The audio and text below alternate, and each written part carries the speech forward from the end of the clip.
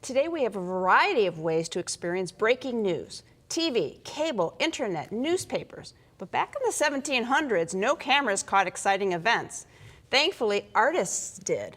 And many of these larger-than-life paintings are part of eyewitness views, making history in 18th century Europe, an exhibit at the Cleveland Museum of Art.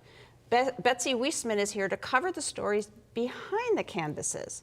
Betsy is the curator of European paintings and sculpture from 1500 to 1800 and chair of the European art from classical antiquity to 1800. Very impressive. Thank you. So welcome to the show. Thanks, Lori. It's great to be here. These were big events and big paintings, right? Absolutely. Some of the paintings in the exhibition are over 6 feet wide and absolutely crammed full of fascinating detail.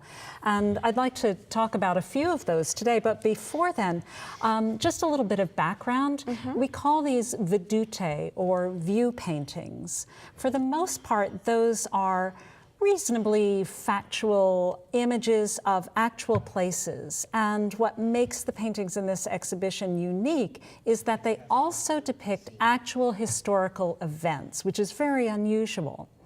Of course, there's always a degree of artistic license. Sometimes the person who ordered the painting wanted to be portrayed in a specific way and make sure that everything was how they wanted it to be. So the artists accommodated that sort of interaction. Okay, with paint instead of Photoshop on a computer. The way Exactly, we do now. exactly. It's sort of an 18th century version of Photoshopping. Okay, so I think we're ready to time travel now. We've got some I'm ready. Very impressive paintings, so tell us about some of these events. Oh, here's the first one. Look at that. This is great. This is a scene in Venice, which some people might recognize, of a regatta that was held on the Grand Canal in honor of Frederick IV, the King of Denmark, in 1711. And I think this gives a really good idea why Venice was known as the party capital of Europe in the 18th century. And when a very important person, a dignitary, a king, came to visit Venice, the biggest celebration they could offer was a regatta. It was prestigious and it was phenomenally expensive. And with all the pageantry that's going on, we see a race of small gondolas, but we also see these wonderful ceremonial boats glittering with gold and all the attendants in matching costumes. So with all that going on, where's the king? Glad you asked. He's right front and center. He's the guy in the red suit, which helps you pick him out. All righty.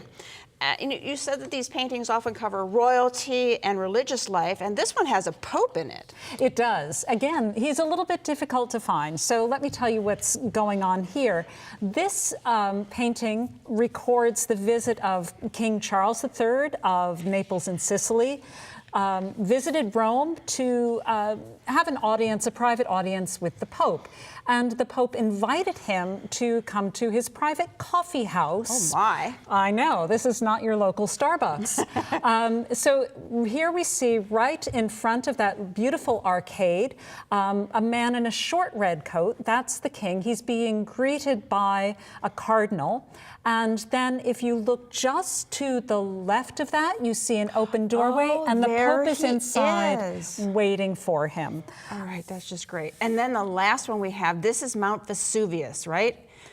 Yes. I was always No wondering, what did it really look like? Well, in 1771, this is what it looked like because in fact, the volcano Mount Vesuvius erupted in 1771. And what I love about this painting is it tells us so much about what people were interested in this 18th century. Not just the VIPs of the day, not just parades and parties, but also there was this intense fascination with the natural world and scientific discovery.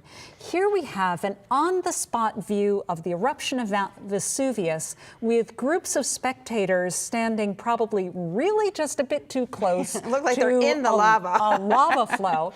And over at the left-hand edge of the painting, there's a little image of an artist and an inscription just below that the artist wrote, you know, Senor Voliere, made this painting.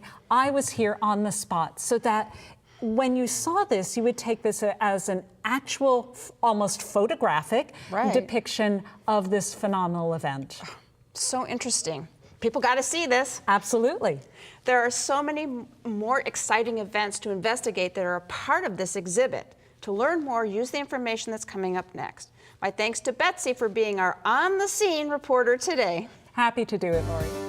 Find out more by calling the Cleveland Museum of Art at 216-421-7350 or click to www.clevelandart.org.